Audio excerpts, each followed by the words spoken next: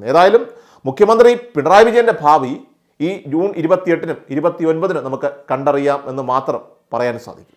പിണറായി വിജയനെതിരെ വാ തുറക്കാനായിട്ട് ഭയമുള്ളവർ പോലും ഇന്ന് ആ പേരെടുത്തു പറഞ്ഞുകൊണ്ട് തന്നെ വിമർശനങ്ങൾ ഉന്നയിക്കുന്നുണ്ട്. എന്തിനേറെ പറയണം, സീതാറാം യെച്ചൂരി വരെ പിണറായി വിജയനെതിരെ വരെ ഇപ്പോൾ തിരിഞ്ഞിരിക്കുന്ന ഒരു അവസ്ഥയാണ്. ഇതുവരെ പിണറായി സ്തുതികളെല്ലാം മാത്രം പാടിയിരുന്ന ജില്ലാ ഘടകങ്ങളും നേതാക്കളും എല്ലാം തന്നെ ഇപ്പോൾ പിണറായിക്കെതിരെ തിരിഞ്ഞിരിക്കുന്ന ഒരു സാഹചര്യമാണ്. കോടിയേരി ബാലകൃഷ്ണന്റെ മകനെതിരെ ഒരു മയക്കുമരുന്ന് കേസ് വന്നപ്പോൾ അദ്ദേഹം ഒരു പത്രസമ്മേളനം വിളിച്ചുകൂട്ടി മകൻ അവിടെ ചെയ്തതിന് പാർട്ടി ഉത്തരവാദിയല്ല എന്ന് പരസ്യമായിട്ട് തന്നെ പറയുകയായിരുന്നു. പക്ഷേ ഈ മുഖ്യമന്ത്രി പിണറായി വിജയൻ ഇതുവരെ നിയമസഭയിലോ അല്ലെങ്കിൽ പുറത്ത് പത്രസമ്മേളനങ്ങളിലോ ഇതുവരെ പറഞ്ഞിട്ടില്ല തൻ്റെ മകൾ വീണ വിജയന്റെ കമ്പനിയുമായിട്ടുള്ള ഇടപാടിന് പാർട്ടിയുമായിട്ട് ബന്ധമില്ല എന്ന്. അത് മാത്രമല്ല, ഒരു നാണവുമില്ലാതെ പാർട്ടി സെക്രട്ടറി ഇത് ഏറ്റെടുക്കുകയും ചെയ്തിരിക്കുന്നു എന്നതാണ് മറ്റൊരു കാര്യം. കേന്ദ്ര കമ്മിറ്റി അംഗമായിട്ടുള്ള AK ബാലൻ ഇപ്പോൾ അതിന് വക്കാലത്ത് കൂടി പിടിക്കുകയാണ് ചെയ്യുന്നത്. കാരണം അദ്ദേഹം മരുമകനെ അടുത്ത മുഖ്യമന്ത്രിയാക്കി വാഴിക്കാനുള്ള തന്ത്രപ്രധാനമായിട്ടുള്ള ശ്രമങ്ങളൊക്കെ നടത്തുന്നുണ്ടെന്ന് പാർട്ടിയിൽ നിന്ന് തന്നെ ഇപ്പോൾ ആരോപണങ്ങളെല്ലാം തന്നെ ഉയരുന്നുണ്ട്.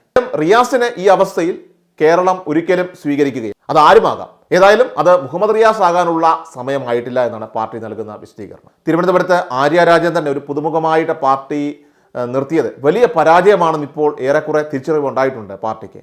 നമസ്കാരം. CPM സംസ്ഥാന കമ്മിറ്റിയിൽ മുഖ്യമന്ത്രി പിണറായി വിജയനെതിരെ രൂക്ഷമായിട്ടുള്ള വിമർശനങ്ങളാണ് ഇപ്പോൾ ഉയർന്നു വന്നുകൊണ്ടിരിക്കുന്നത്.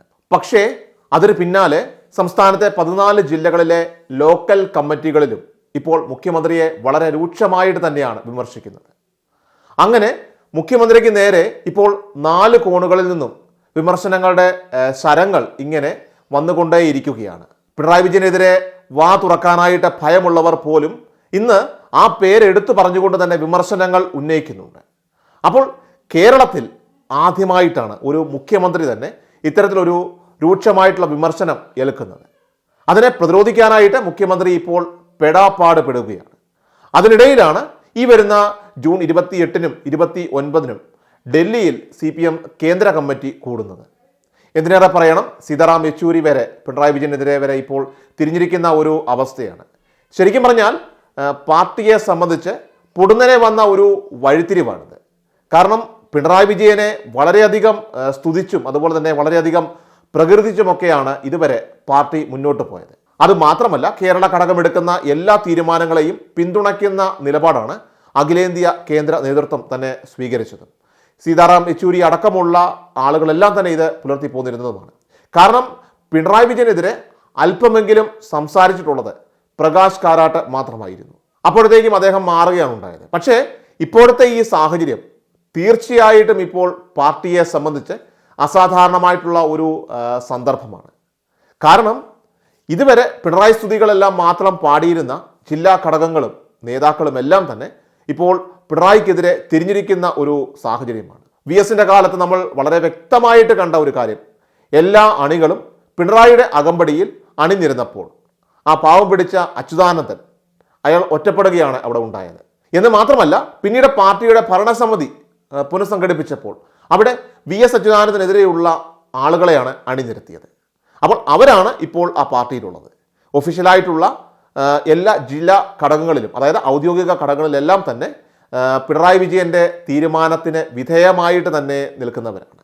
അപ്പോൾ പിണറായിയുടെ ചൊൽപ്പടിക്ക് നിൽക്കുന്ന ആളുകളായിട്ട് ഇപ്പോൾ തിരഞ്ഞെടുക്കപ്പെട്ടവരാണ് അവിടെയുള്ളത്. അന്ന് VS അച്യുതാനന്ദനെതിരെ നിന്ന ആ ഔദ്യോഗിക പാർട്ടി നേതൃത്വം തന്നെയാണ് ഇപ്പോൾ ഇത്രയും വർഷങ്ങൾക്ക് ശേഷം തിരിച്ചടി എന്ന വിധം പിണറായി വിജയനെതിരെ ഇപ്പോൾ തിരിഞ്ഞിരിക്കുന്നത്. ആ കമ്മിറ്റിയും അതുപോലെ തന്നെ പോളിറ്റ് ബ്യൂറോയും അതുപോലെ തന്നെ സീതാറാം യെച്ചൂരിയും എല്ലാം തന്നെ ഇപ്പോൾ വളരെ വ്യക്തമായിട്ട് കാര്യങ്ങൾ മനസ്സിലാക്കിയിട്ടുണ്ട്. അങ്ങനെ പിണറായിക്ക് ഇപ്പോൾ പാർട്ടിക്കുള്ളിൽ പിന്തുണ കുറഞ്ഞിരിക്കുകയാണ്. ജനങ്ങൾക്കിടയിലും പിണറായിക്ക് പിന്തുണ കുറഞ്ഞു. ഇതിൽ തന്നെ പ്രധാനമായിട്ടും ചില ജില്ലാ ഘടകങ്ങൾ ഉന്നയിച്ച വിഷയമെന്ന് പറയുന്നത്, കോടിയേരി ബാലകൃഷ്ണന്റെ മകനെതിരെ ഒരു മയക്കുമരുന്ന് കേസ് വന്നപ്പോൾ അദ്ദേഹം ഒരു പത്രസമ്മേളനം വിളിച്ചുകൂട്ടി മകൻ അവിടെ ചെയ്തതിന് പാർട്ടി ഉത്തരവാദിയല്ല എന്ന് പരസ്യമായിട്ട് തന്നെ പറയുകയായിരുന്നു. പക്ഷേ ഈ മുഖ്യമന്ത്രി പിണറായി വിജയൻ ഇതുവരെ നിയമസഭയിലോ അല്ലെങ്കിൽ പുറത്ത് പത്രസമ്മേളനങ്ങളിലോ ഇതുവരെ പറഞ്ഞിട്ടില്ല തൻ്റെ മകൾ വീണ വിജയന്റെ കമ്പനിയുമായിട്ടുള്ള ഇടപാടിന് പാർട്ടിയുമായിട്ട് ബന്ധമില്ല എന്ന്. അത് മാത്രമല്ല, ഒരു നാണവുമില്ലാതെ പാർട്ടി സെക്രട്ടറി ഇത് ഏറ്റെടുക്കുകയും ചെയ്തിരിക്കുന്നു എന്നതാണ് മറ്റൊരു കാര്യം. എന്തിനേറെ പറയണം, CPM പാലക്കാട് ജില്ലാ കമ്മിറ്റി യോഗത്തിൽ കേന്ദ്ര കമ്മിറ്റി അംഗമായിട്ടുള്ള AK ബാലൻ ഇപ്പോൾ അതിന് വക്കാലത്ത് കൂടി പിടിക്കുകയാണ് ചെയ്യുന്നത്. ബാലനാകട്ടെ കമ്മിറ്റി യോഗത്തിൽ പറയുന്നത് അവിടെ അഴിമതികളൊന്നും തന്നെ നടന്നിട്ടില്ല, അത് കമ്പനികൾ തമ്മിലുള്ള ഇടപാടല്ലേ എന്ന് പറഞ്ഞുകൊണ്ട് പിണറായി അങ്ങ് ന്യായീകരിക്കുകയാണ്. ഒന്ന് ആലോചിച്ചാൽ ഇവർക്ക് നാണമില്ലേ അവരുടെ ഈ കുടുംബകാര്യത്തിൻ്റെ വാല് പിടിച്ചുകൊണ്ട് ഇങ്ങനെ തൂങ്ങാനായിട്ട്? അവരുടെ കുടുംബകാര്യമാണോ ഈ പാർട്ടി കാര്യത്തിലൊക്കെ ചർച്ച ചെയ്യേണ്ടത്? ശരിക്കും പറഞ്ഞാൽ എന്താണ് പാർട്ടിക്കാരുടെ ഉത്തരവാദിത്വം? ഈ കേരളത്തിലെ ജനങ്ങളെ അല്ലെങ്കിൽ ഈ തൊഴിലാളി വർഗത്തെ ഉദ്ധരിക്കുക എന്നുള്ളതാണ്. അപ്പോൾ അവർക്ക് ഗുണകരമായിട്ടുള്ള ജീവിത സാഹചര്യം ഉറപ്പാക്കുക എന്നുള്ളതാണ്. അങ്ങനെ പാവപ്പെട്ടവരുടെ പാർട്ടിയായിട്ട് അവരുടെ ദുരിതങ്ങൾ ഇല്ലാതാക്കി അവർക്ക് വേണ്ടിയിട്ട് വാദിക്കുന്നതിന് പകരം ഇവർക്ക് നാണമില്ലേ ഇതിലിങ്ങനെ പിടിച്ചുകൊണ്ട് ഇവരുടെ കുടുംബകാര്യത്തിൽ വാലെ പിടിച്ചു തൂങ്ങാനായിട്ട്? ഇത് പാർട്ടി ഒന്നടങ്കം ഇപ്പോൾ ചർച്ച ചെയ്യുന്ന ഒരു വിഷയമാണ്. കേന്ദ്ര കമ്മിറ്റി അംഗം AK ബാലനെതിരെ രൂക്ഷമായിട്ടുള്ള വിമർശനമാണ് ഇപ്പോൾ ഉയർന്നുകൊണ്ടിരിക്കുന്നത്. കാരണം സാധാരണ മുഖ്യമന്ത്രി പിണറായി വിജയൻ പ്രതിരോധത്തിലാകുന്ന സമയങ്ങളിലെല്ലാം തന്നെ ഒരു രക്ഷകനായിട്ടെത്തുന്ന വ്യക്തിയാണ് ഈ പറയുന്ന ബാലൻ സഖാവ്. എന്നാൽ ഇത്തവണ ബാലൻ സഖാവിനും നല്ല ചീത്തപ്പേരാണ് പാർട്ടിക്കുള്ളിൽ ഉണ്ടായിരിക്കുന്നത്. ഏതായാലും അതവിടെ നിൽക്കട്ടെ. മുഖ്യമന്ത്രി പിണറായി വിജയനെ ഈ പറയുന്ന മുഖ്യമന്ത്രി സ്ഥാനത്ത് നിന്ന് മാറ്റി നിർത്താനായിട്ട് കേന്ദ്ര കമ്മിറ്റി തീരുമാനം ഇപ്പോൾ എങ്ങാനും വരികയാണെങ്കിൽ ആരായിരിക്കും അടുത്ത മുഖ്യമന്ത്രി എന്ന ചർച്ചകളും ഇപ്പോൾ പാർട്ടിക്കുള്ളിലും അതുപോലെ തന്നെ പാർട്ടിക്ക് പുറത്തും നടക്കുന്നുണ്ട്. ശൈലജ ടീച്ചർ ഇലക്ഷന് തോറ്റിരിക്കുന്നു. സുധാകരനെയും തോമസ് ഐസക്കിനെയും എല്ലാം തന്നെ ഇപ്പോൾ മാറ്റി നിർത്തിയിരിക്കുന്ന ഒരു സാഹചര്യമാണ്. രാധാകൃഷ്ണനാണെങ്കിൽ ലോക്സഭയിലേക്ക് പോയിരിക്കുകയും ചെയ്യുന്നു. അപ്പോൾ ഇനി ആർക്കാണ് ഊഴമെന്നാണ് ഇപ്പോൾ എല്ലാവർക്കും അറിയേണ്ടത്. അപ്പോൾ അത്തരത്തിൽ പിണറായിയെ കേന്ദ്ര നേതൃത്വം മാറ്റിയാൽ, അങ്ങനെ ഉണ്ടായാൽ ഈ മന്ത്രിസഭയിലുള്ള ആരെയെങ്കിലും പരിഗണിക്കാനായിട്ട് പാർട്ടി ആലോചിക്കുമെന്നാണ് ഇപ്പോൾ സൂചനകൾ പുറത്തു വരുന്നത്.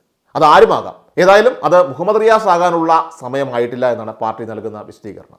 ഏതായാലും റിയാസിന് ഈ അവസ്ഥയിൽ കേരളം ഒരിക്കലും സ്വീകരിക്കുകയില്ല. കാരണം അതും ഒരു കാരണമായിട്ട് തന്നെ ഇപ്പോൾ ചർച്ച ചെയ്യപ്പെടുന്നുണ്ട്. കാരണം അദ്ദേഹം മരുമകനെ അടുത്ത മുഖ്യമന്ത്രിയാക്കി വാഴിക്കാനുള്ള തന്ത്രപ്രധാനമായിട്ടുള്ള ശ്രമങ്ങളൊക്കെ നടത്തുന്നുണ്ടെന്ന് പാർട്ടിയിൽ നിന്ന് തന്നെ ഇപ്പോൾ ആരോപണങ്ങളെല്ലാം തന്നെ ഉയരുന്നുണ്ട്. പാർട്ടിയുടെ ജില്ലാ ഘടകങ്ങളെല്ലാം തന്നെ ഈ ഒരു കാര്യം വളരെ ഗൗരവമായിട്ട് ചർച്ച ചെയ്യുന്നുണ്ട്. അതുകൊണ്ട് തന്നെ ഇത് പാർട്ടി ഒരിക്കലും തള്ളിക്കളയുന്നുമില്ല എന്നതാണ്. വളരെ സീരിയസ് ആയിട്ട് തന്നെ സംസ്ഥാന ജില്ലാ നേതൃത്വങ്ങളെല്ലാം തന്നെ ഇത് കാണുകയാണ്. കാരണം ഒരു അബദ്ധം പറ്റിയതാണ്. തിരുവനന്തപുരത്ത് ആര്യ രാജേന്ദ്രൻ ഒരു പുതുമുഖമായിട്ട് പാർട്ടി നിർത്തിയത് വലിയ പരാജയമാണെന്ന് ഇപ്പോൾ ഏറെക്കുറെ തിരിച്ചറിവ് ഉണ്ടായിട്ടുണ്ട് പാർട്ടിക്ക്. അങ്ങനെ വരുമ്പോൾ മുഹമ്മദ് റിയാസിനെ കിട്ടാനുള്ള സാധ്യത ഇവിടെ ഇല്ലാതാവുകയാണ്. പിന്നെ പറയുകയാണെങ്കിൽ P രാജീവുണ്ട്, അതുപോലെ തന്നെ ഒരുപാട് ആളുകളുണ്ട്. അപ്പോൾ അത്തരത്തിൽ പെട്ടെന്ന് തീരുമാനങ്ങൾ എടുക്കാനായിട്ട് പാർട്ടിക്ക് വലിയ പ്രയാസമുണ്ടാകില്ല എന്നാണ് നമുക്ക് മനസ്സിലാക്കാൻ സാധിക്കുന്നത്. ഏതായാലും മുഖ്യമന്ത്രി പിണറായി വിജയൻ്റെ ഭാവി ഈ ജൂൺ 28-നും 29-നും നമുക്ക് കണ്ടറിയാം എന്ന് മാത്രം പറയാൻ സാധിക്കും.